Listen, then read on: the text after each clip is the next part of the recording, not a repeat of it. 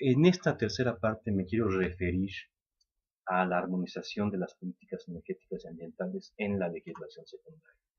En los últimos años hemos visto la aprobación de nuevas leyes que tienen que ver con las energías alternativas o energías renovables, eh, y también de las leyes que tienen que ver con las energías tradicionales a las cuales le incorporan algunas preocupaciones de carácter ambiental. Por ejemplo, la ley de energías renovables y financiamiento de la transición energética del año 2008 ya se refiere a una metodología para evaluar las externalidades del sector energético. Y dice esta ley: la Secretaría de Energía, con la opinión de la Secretaría de Hacienda y Crédito Público, de la Secretaría del Medio Ambiente y Recursos Naturales, de la Secretaría de Salud, elaborará una metodología para elaborar las finalidades asociadas con la generación de electricidad a partir de las diversas fuentes renovables y no renovables en sus distintas escalas, así como las acciones de política a que se refiere esta ley relacionadas con dichas externalidades. Es decir, ya nos dice que es necesario evaluar las externalidades de las energías para escoger sobre cuál de ellas se pone el acento. Es muy general, pero es relevante que ya lo contenga la ley. La Ley del Servicio Público de Energía Eléctrica de 1975, en su artículo 36 bis, señala que para la prestación del servicio público de energía eléctrica deberá aprovecharse tanto en el corto como en el largo plazo la producción de energía eléctrica que resulte de menor costo para la Comisión Federal de Electricidad, considerando, para evaluar este costo, las externalidades ambientales de cada tecnología. Ahí ya encontramos también esta preocupación. No solo se trata de generar energía para satisfacer la demanda, sino saber cuál es la energía que debe generarse para generar menores externalidades.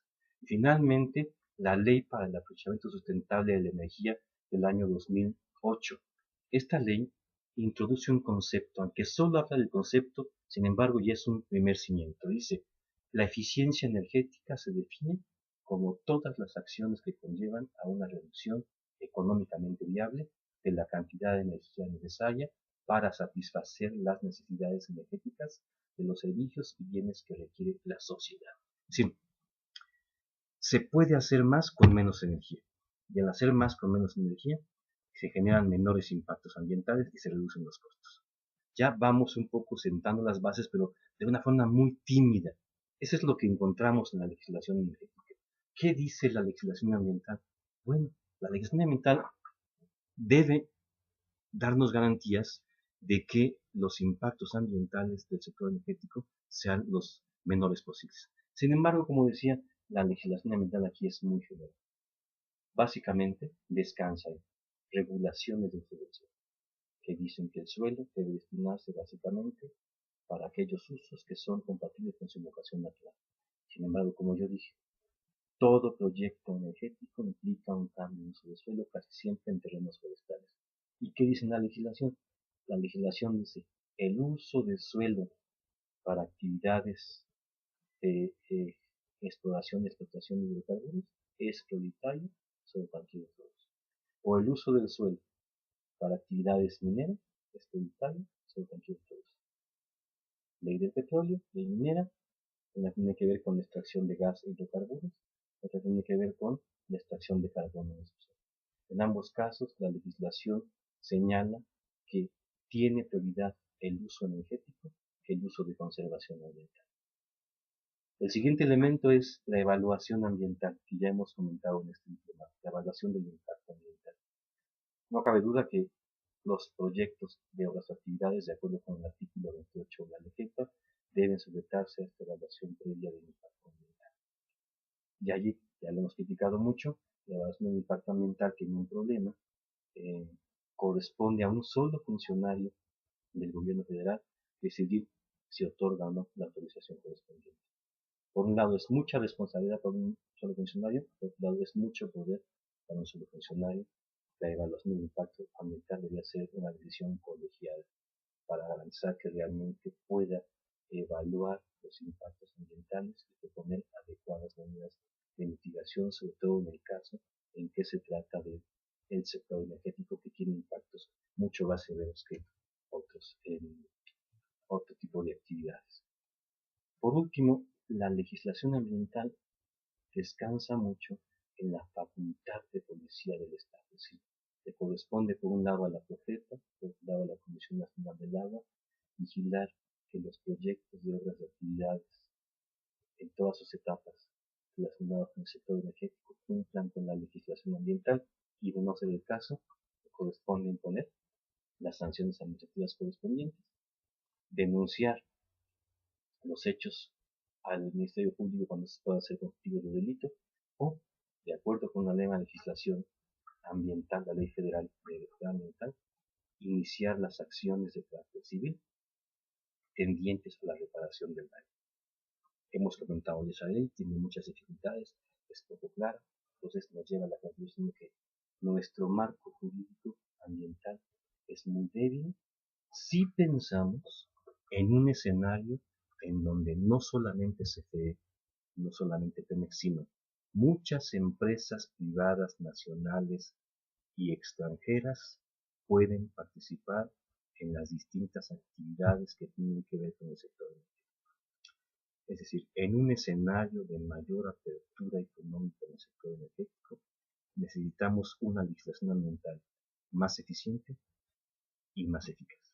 Necesitamos autoridades ambientales también que sean más eficaces en su tarea de vigilar que esta legislación se cumpla. De otra manera, estaríamos entregando la canasta de los huevos al lobo.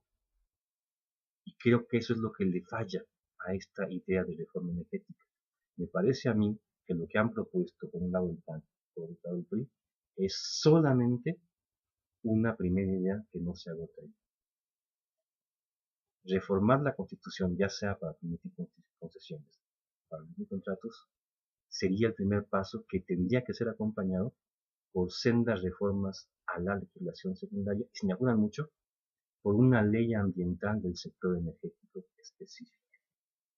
Lo que propuso el PRD es distinto porque realmente no propone un gran cambio, aunque le propone reforma a 12 leyes, casi todas lo que intentan hacer es fortalecer a Pemex, fortalecer a la Comisión Reguladora de Energía y a la Comisión Nacional de Hidrocarburos. Estas dos últimas se elevarían al rango constitucional, al estilo de la Comisión de Derechos Humanos, pero con facultades de autoridad, y Pemex tendría mayor fortaleza, se eliminarían los organismos subsidiarios, y básicamente con eso se pretendería resolver el problema que tenemos, que ya dije. El problema es muy sencillo. Sí tenemos gas y petróleo, pero en profundidades muy considerables, y por otra parte, la tecnología, no solo para perforar, sino para extraer el gas y el petróleo de allí, no la tiene México, y nadie se la quiere vender, rentar o prestar, sino que están demandando al gobierno mexicano la posibilidad de asociarse y participar en la renta petrolera. Y ahí tenemos dos posibilidades. Decimos que sí o decimos que no. Lo cierto es que la época de la economía en carbono está llegando a su fin. El mundo entero tiene que moverse hacia fuentes alternas de energía. Y México cometió el error de no haber aprovechado la oportunidad que por décadas le dio su supremacía en el ámbito de las reservas de petróleo y de gas para poder explorar otras fuentes de energía que no estuvieran basadas en el carbón y que nos permitían hoy en día tener autosuficiencia energética, capacidad de exportación, recurrir menos al petróleo y depender mucho menos económicamente de él, por lo tanto, conservar el medio ambiente. Espero sus comentarios sobre estas presentaciones. Muchas gracias.